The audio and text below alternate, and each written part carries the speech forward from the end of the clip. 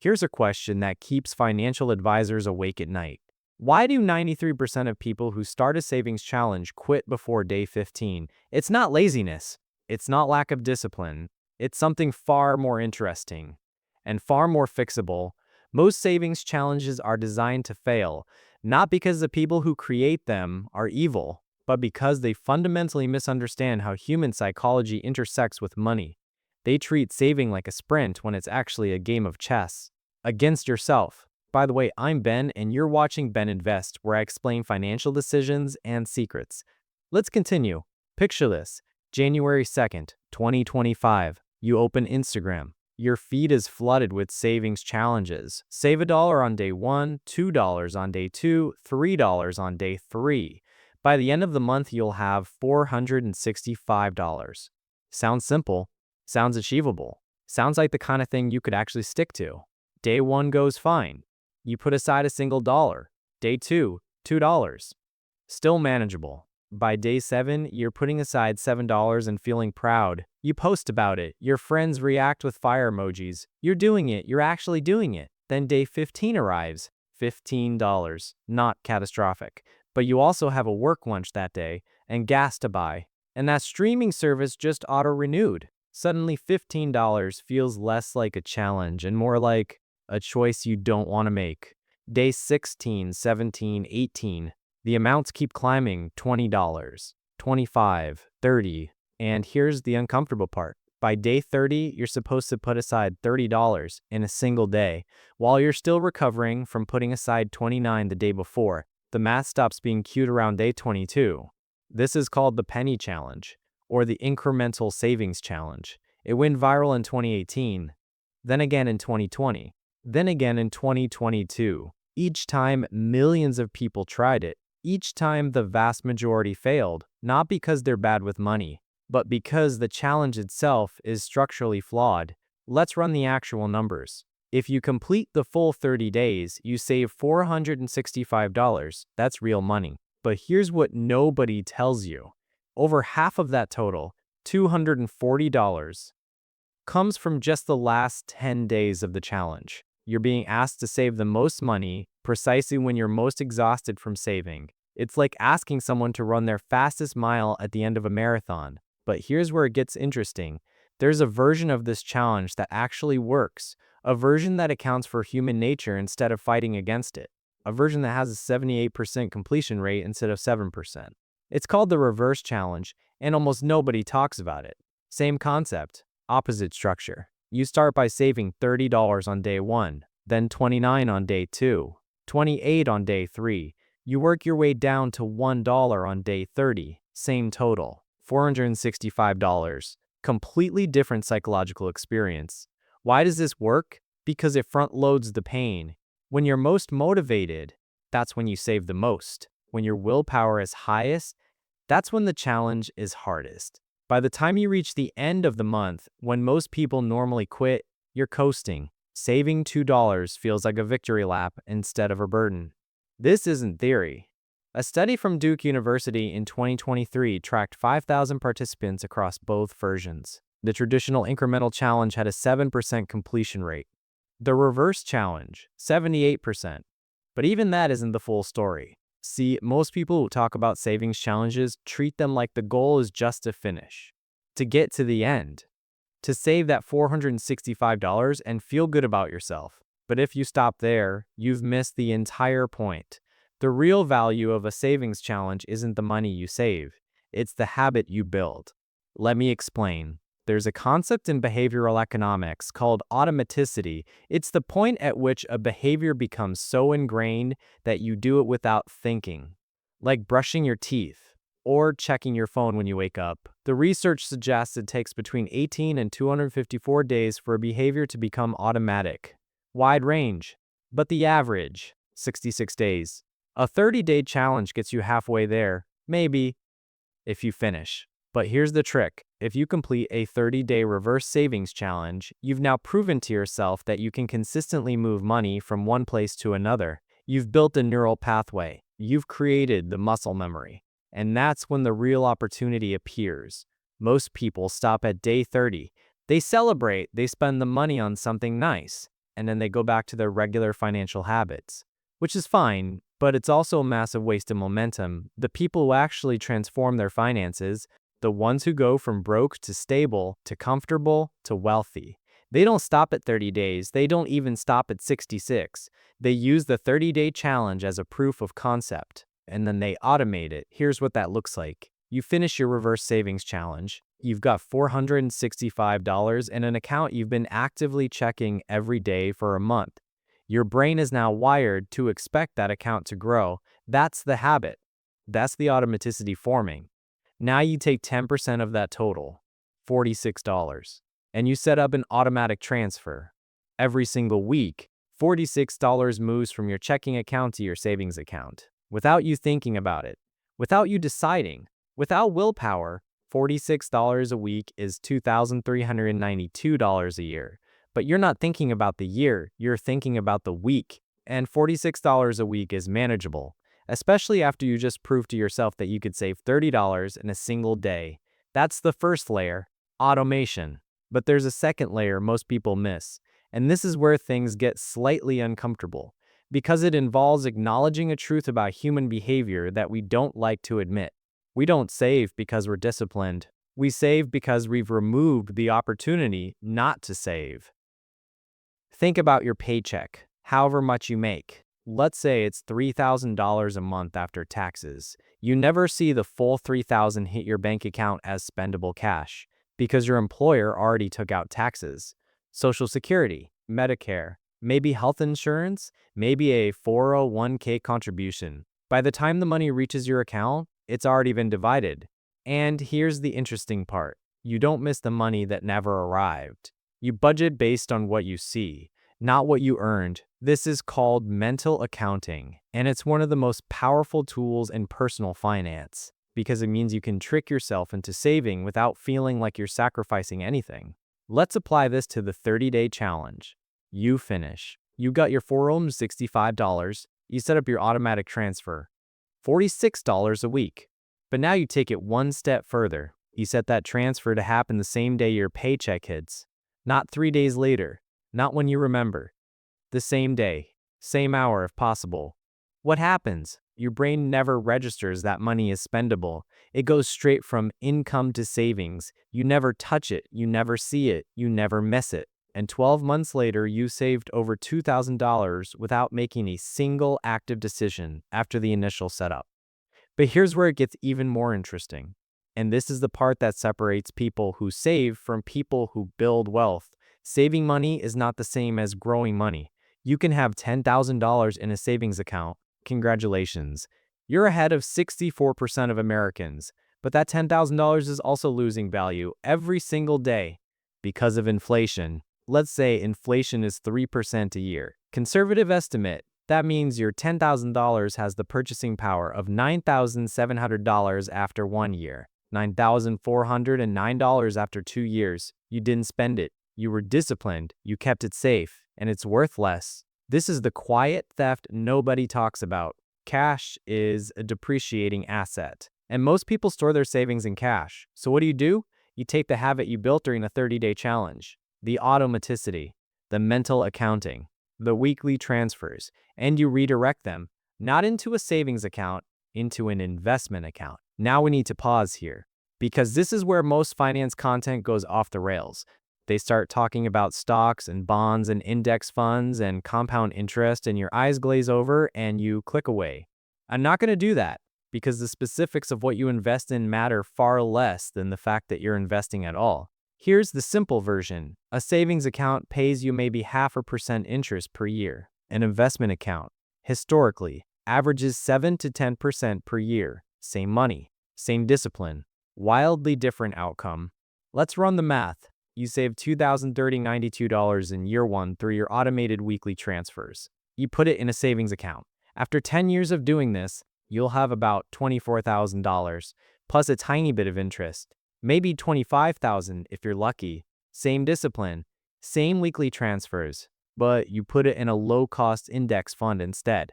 After 10 years, assuming a 7% average return, you'll have about $33,000. Same effort, $8,000 more after 20 years. Savings account gets you around 50,000.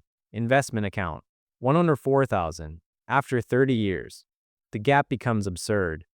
Savings account, 75,000. Investment account, 242,000. Same weekly transfer, same $46. The only difference is where it goes. And here's the truly wild part, that $46 a week. Over 30 years, you personally contributed about $72,000, but the investment account has $242,000. Where did the extra $170,000 come from? Compound interest, the eighth wonder of the world according to people who make posters for high school math classrooms. But also actually true. This is the mechanism, the hidden engine, the thing that turns a 30-day savings challenge into generational wealth, but only if you understand what you're actually building. You're not building a pile of money, you're building a system that outlasts your motivation. Because here's the uncomfortable truth about discipline. It runs out, always. You will have a bad week, a bad month, a crisis, an emergency, a moment where you think, I can't afford to save right now. And if your savings plan depends on you making the right choice in that moment, you'll fail. But if you've automated it, if the money moves before you see it, if you've used mental accounting to make it invisible, then your moment of weakness doesn't matter. The system keeps running, and when you come out the other side of whatever crisis you're facing, the savings are still there. This is why the 30-day challenge works when it's done right, not because it saves you $465, but because it teaches you how to build a system that doesn't require you to be perfect. Now let's talk about the thing nobody wants to admit. The reason most people never start this in the first place. It's not that they don't know they should save. Everyone knows they should save. It's that they don't believe it will matter. $46 a week feels insignificant. Saving $30 on day one of a challenge feels like theater, like pretending, like playing house with your finances. Because $46 doesn't solve any real problems. It doesn't pay off your credit card. It doesn't cover rent. It doesn't fix your car. So why bother? This is the mindset trap, and it's based on a fundamental misunderstanding of how change happens. We think change happens through big, dramatic moments, winning the lottery, getting a promotion, selling a company, and those things do happen. To some people, very few people, for everyone else. Change happens through small, repeated actions that seem pointless in the moment. $46 a week is pointless until it's not. Until it's $2,000. Until it's $10,000. Until it's the down payment on a house. Until it's the emergency fund that keeps you afloat when you lose your job. Until it's the investment account that lets you retire 5 years earlier than you thought possible. But you can't see that on day one. You can only see $46, which is why most people never start. The ones who do start, the ones who finish the 30-day challenge and then automate and then invest and then build wealth, they're not smarter. They're not more disciplined. They don't have better jobs or richer parents or secret advantages. They just believed that $46 a week mattered, even when it didn't look like it did. There's a concept in physics called critical mass. It's the minimum amount of material needed to sustain a nuclear chain reaction. Below that threshold, nothing happens. Above it, everything happens. Money works the same way. Below a certain threshold, savings feel useless. You have $1,000 in the bank and your car breaks down and it costs $1,500 and you're back to zero. It feels like running on a treadmill, effort without progress. But once you cross the threshold, once you have 3 months of expenses saved, 6 months, a year, the entire relationship changes.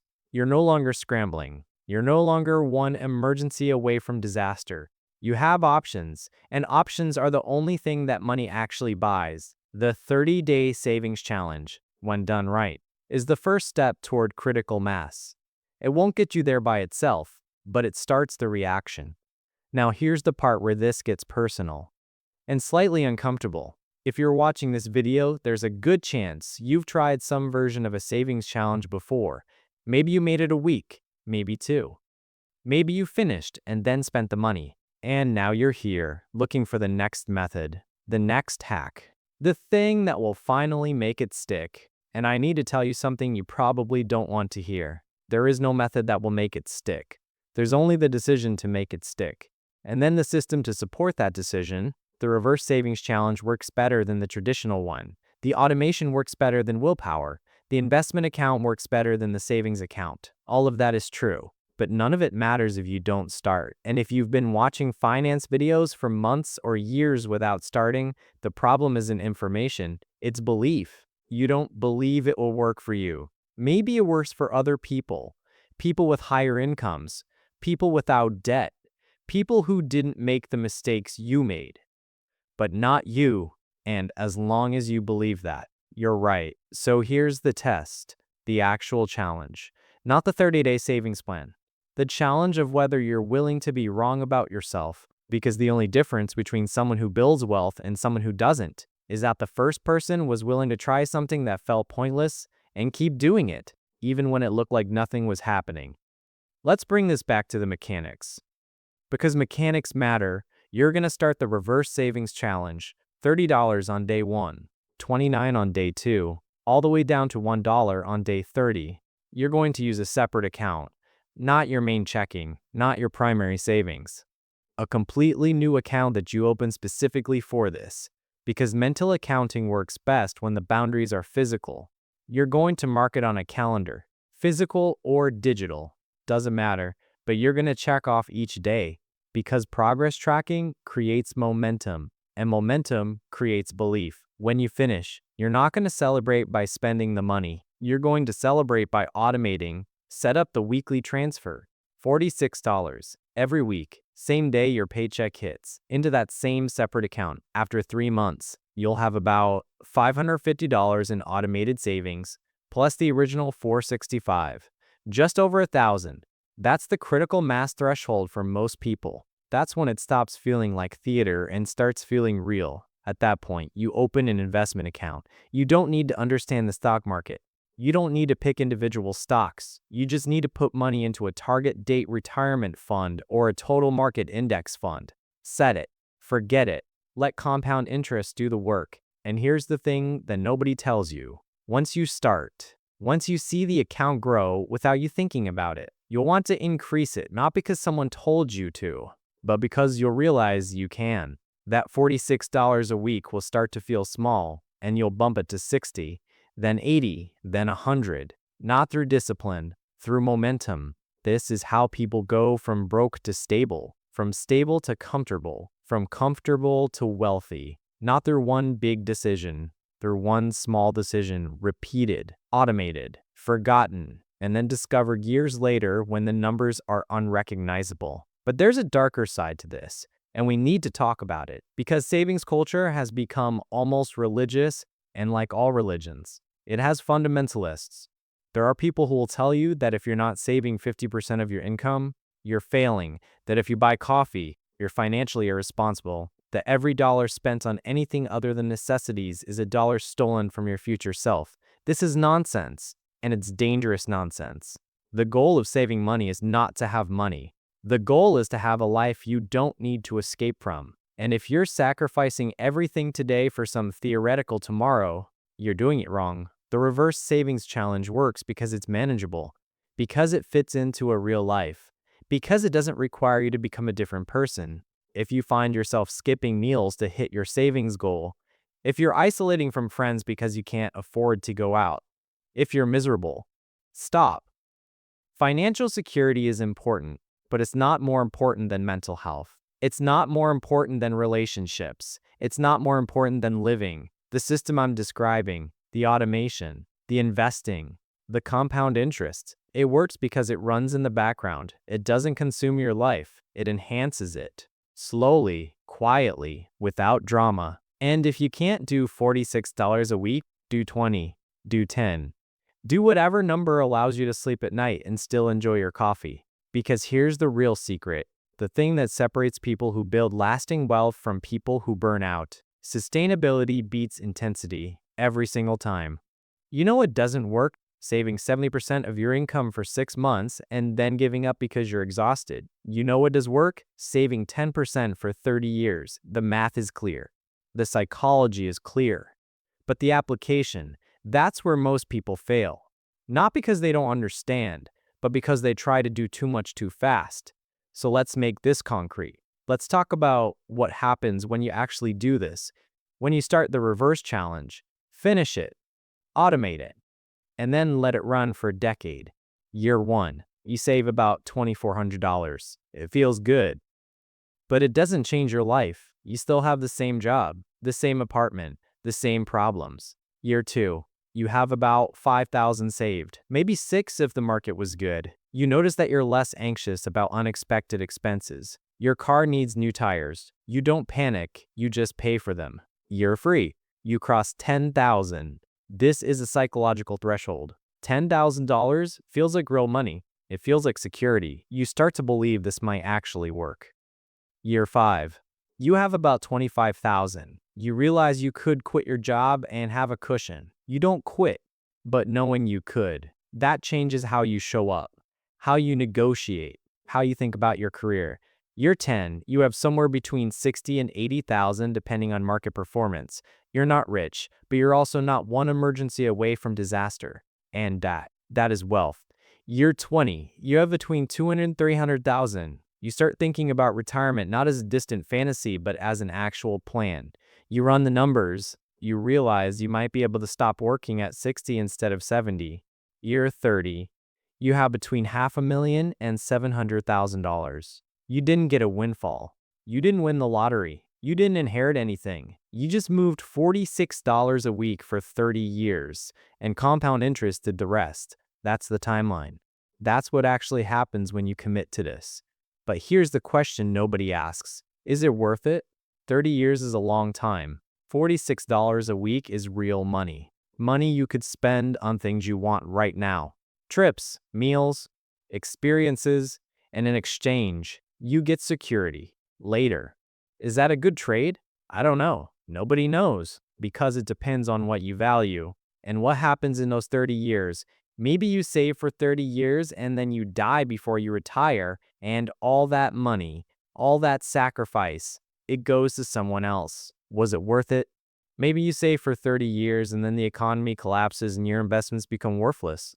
Was it worth it? Maybe you save for 30 years and then you realize you spent the best years of your life preparing for the worst ones. Was it worth it?